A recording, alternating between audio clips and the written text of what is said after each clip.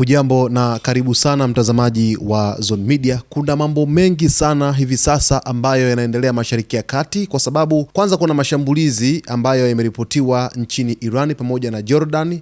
Taarifa hii nitakuletea muda mfupi ujao, lakini hapa tuangazie taarifa ambayo inazungumzia kuhusu mazishi ya aliyekuwa kiongozi mkuu wa Irani Ayatollah Ali Khamenei, ambapo yanafanyika hivi sasa katika mji wa Mashhad, moja kati ya miji mitakatifu huko nchini Iran. Sasa maelfu ya watu wanazidi kujitokeza katika mitaa ya Mashhad, kaskazini mashariki mwa Iran, wakisubiri mazishi ya aliyekuwa kiongozi mkuu wa Iran Ayatollah Ali Khamenei.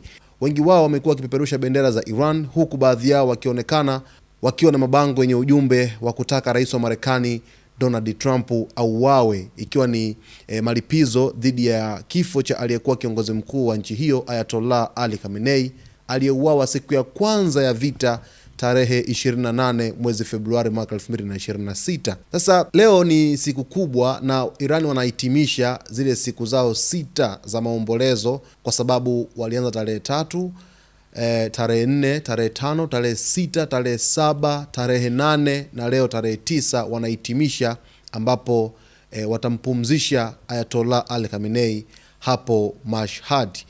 Kiukweli umati wa watu ni mkubwa sana kutoka maeneo mbalimbali nchini Irani, lakini kutoka maeneo mbalimbali katika nchi nyingine duniani wamekusanyika hapo kushuhudia mazishi ya aliyekuwa kiongozi huyo mkuu, ambaye alikuwa na ushawishi mkubwa sana, sio tu Iran lakini hata nje ya Iran. Tulishuhudia siku ya hapo jana katika miji miwili mitakatifu pale nchini Iraq, watu jinsi ambavyo walimiminika.